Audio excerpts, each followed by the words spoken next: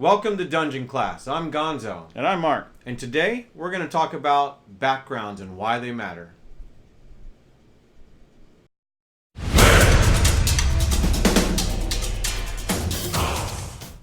All right, Mark.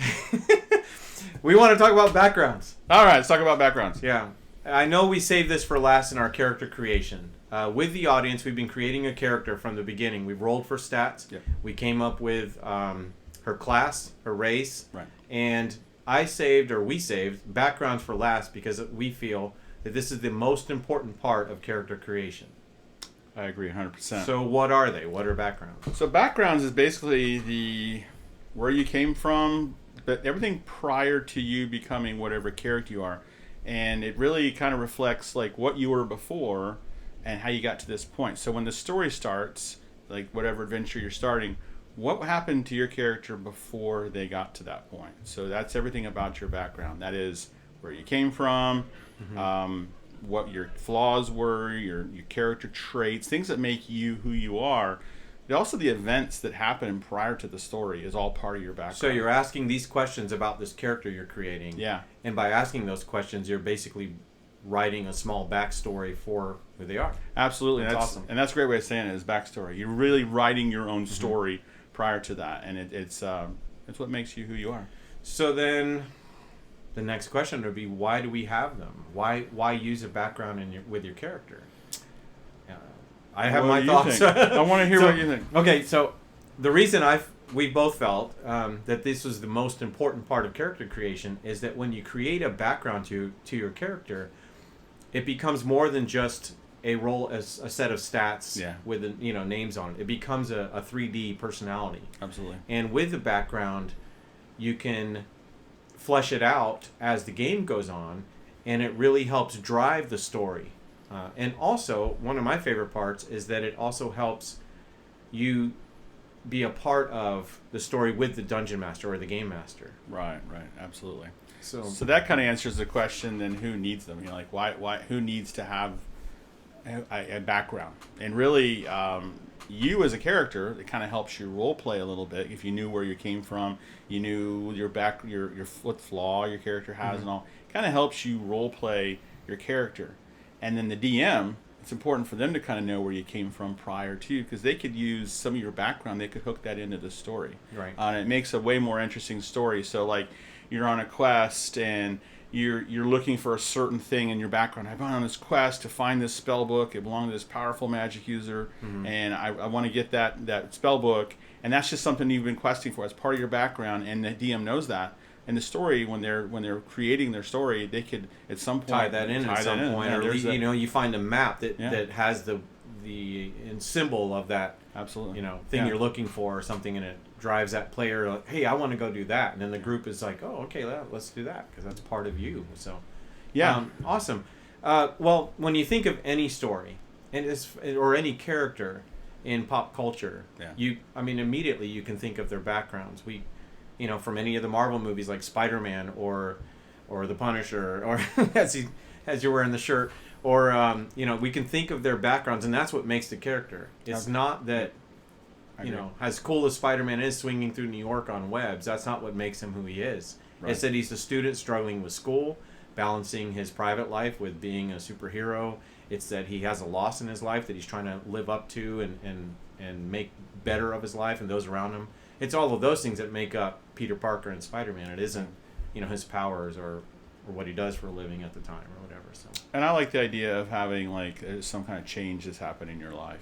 What made you go from being, say, you work in the fields, or maybe you were a soldier or entertainer at one point, and now you've become this other thing. I like it to be kind of that. What's that change that made you want to go out and adventure? Because normal people don't strap on shields and stuff and get together a bunch of strangers and go off trying to kill stuff for loot. And run into caves full of death and destruction. Right, never doesn't make sense. So what on earth possessed you to go from a normal life, working your 9-to-5 job, that made you go on these quests and risk being killed for money and fame or whatever motivates you? Yeah, some of the common tropes or character traits would be for revenge. Yeah. For like you said, for money or for fame. Maybe your character just wants to be famous, and one day raise a castle and have a bunch of people, following him and whatever. So whatever your character's that's driving your character is what it would be important to create. So good. Where is this found? Now we're going to use the player's handbook as we have been with this character creation. There are a lot of backgrounds to be able to choose from. If you want to choose one of the pre-made ones using the player's handbook, there's 13? There's 13 different ones. I counted twice. I did this because I thought that was an odd number, and it's an unlucky number. But there's 13 in the player's handbook, and there's like 1,000 backgrounds, I think, available online and all, and not just in the player's handbook. If you go looking for, these 13 don't really appeal to me. If you go online, you search backgrounds D&D, there's literally like thousands of homebrew different versions. So, and that's because what happens most of the time is you can take something from here and then create your own anyway. Right. So these are found on page 125 to 141 in the player's handbook. These are the 13. And so what they have. So here, just to give you a few examples, in here we have acolyte, criminal, entertainer, guild artisan, a soldier. So these are all different character or backgrounds in here. And what I like about these character backgrounds in here is it's not just your backstory, because like when we think about background, we think about the backstory. But as we mentioned before, it has in here, what's your personality trait? So this kind of helps guide you. Maybe you have some kind of a thing where, I like to correct people. That's just a personality trait. That could be in here. An ideal, something that that drives you. That like you said, like a quest for power or whatever. Something that drives you to be who you are. A bond. Like I'm always. Maybe it's something that I'm really passionate about my friends and will protect them to the death. That could be a bond thing or something like that. And then the best part is the flaw. Yeah, that's what I like. And I wanted to give you an example of a flaw, like from my favorite character, the Punisher. Yeah. Frank Castle. What I like about him attracts me to him as a character. He's definitely an anti-hero. He's not someone I look up to and want to be. But what introduces me, what I like. You're wearing his shirt, though. I know. It intrigues me is that he has this flaw. His family was killed by mobsters, and they were caught in the crossfire. It was an accident kind of thing. They're in the wrong place, wrong time, and he is driven to fill this void that their death has left. That he's on this mission to take out as many criminals element as he can, trying to fill that void, but it'll never fill it, no matter how many he takes out. So I think that's pretty much what I like. I like that it's a flaw, and we all see it and all know it, and it'll never fill that void. But that's the flaw. And also a fun thing to do when you're creating your character is maybe their flaw as well, is you can give them physical characteristics that are flaws, like a limp, or think of Matt Murdock as Daredevil was blind. Yeah. I mean, that was Stan Lee's way of saying, hey, we can still be heroic and be disabled in some way or whatever. So creating a character that has a scar that's very noticeable or something, that's kind of fun to do, especially when you start role-playing that character and it becomes a part of the story for some reason. So. Absolutely. Very good. All right. So that brings us to our character. That's right. Rolina Springsteen, the Dark Elf Bard. So as we talked about the different, look through here, the different ones in the player handbook. And what was the natural? The obvious one would be entertainer. Because she's a bard, so that just makes sense. But we kind of like the idea of change. You were one thing before, and now you've changed into something else. And given the fact that she was a dark elf, Gonzo, how does that affect her situation? Yeah, it wouldn't. There wouldn't be much change if she was an entertainer before, and now she's an entertainer professionally and thematically. So we decided to go something completely different, or at least different for us, was charlatan. Yeah. Why did we decide charlatan? I think that our initial thought was, as a dark elf in the Forgotten Realm setting anyway, they're not widely heroic or even above ground, and so most people are scared of them, shy away from them. Yeah, we're scared of who we don't know. Something different. Yeah, and so I think we were talking, and we said it would make sense that in her beginnings, she was hiding who she was. Yeah. Maybe she was disguising herself all the time, and maybe swindling money. Maybe she couldn't get consistent work or something like that. That'd so she would steal or be really good with cards or whatever.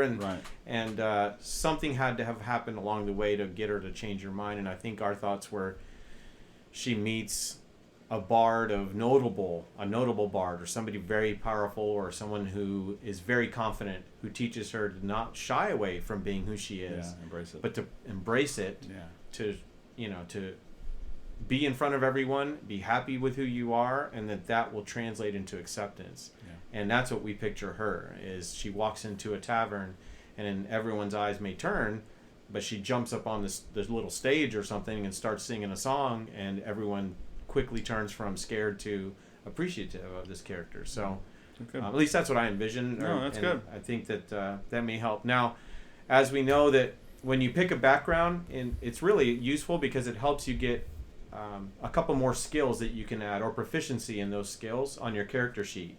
So what does Charlatan give? Yeah, so proficiency. So basically, she gets skill proficiency of deception and sleight of hand. Okay. And tool proficiency. This I thought was really good for her. Is she's proficient in disguise kit and forgery kit. Okay. So disguise would really be good for, it makes sense that she'd be attracted to the idea of I gotta look different to be accepted and all that. So that made sense there.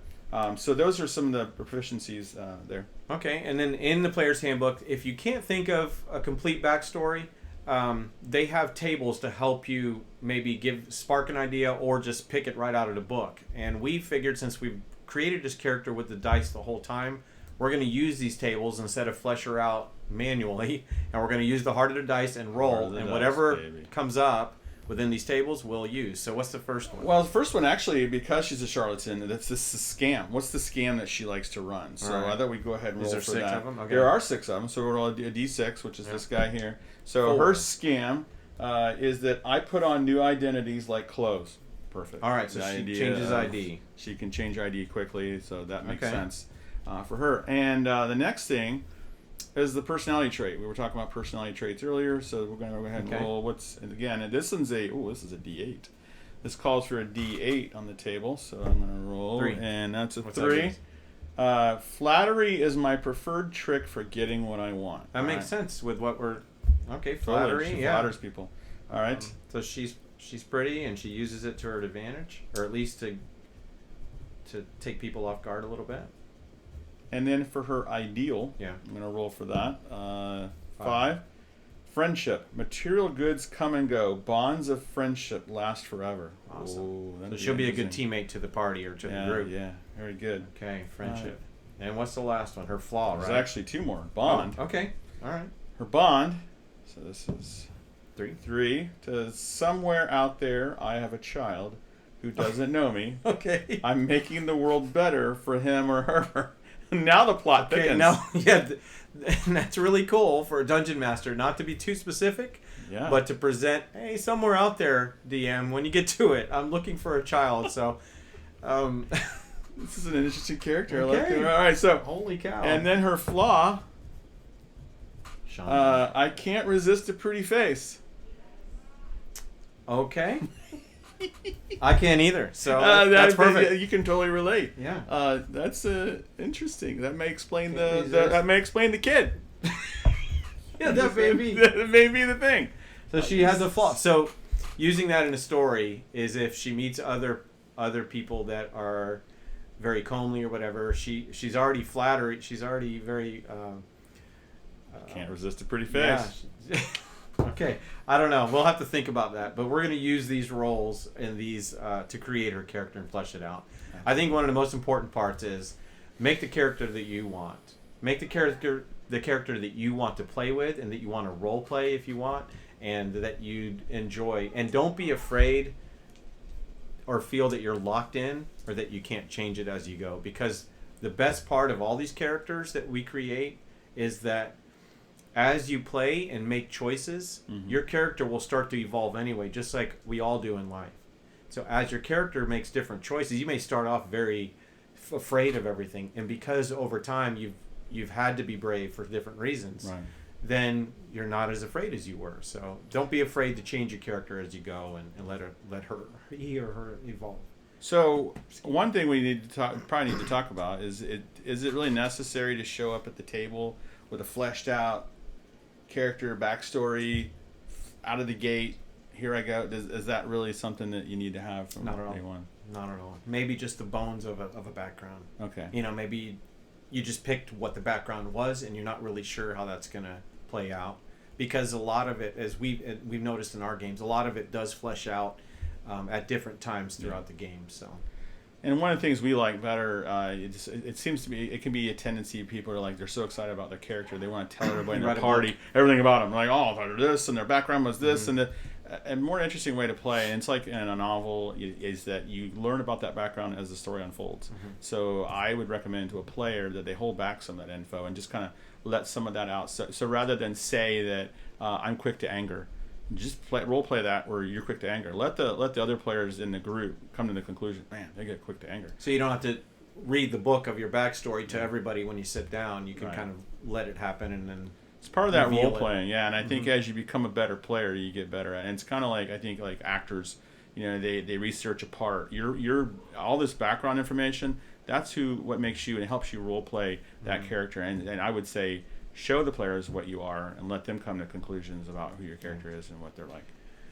We had a lot to say about backgrounds, but that's because this is kind of the best part of creating a character, in my opinion anyways. Thanks for joining us in this character creation. We're really excited, and we're hoping that you guys will continue to be with us as we continue to grow as a channel. So don't forget to hit the like button, subscribe if you haven't already, and hit the little bell for notifications, because we have a tendency of dropping videos very often, so which we're happy to do. And I think that's all the time we have today, right, Mark? And with that, class dismissed. So is it 1, 2, 3, then go, or 1, 2, then go? Because in my favorite movie, I learned it was 1, 2, and then go. Right? That's Lethal Weapon. My favorite of all time. That's right. Yeah, it's class dismissed. That was perfect. I don't want to do this now. I can do it.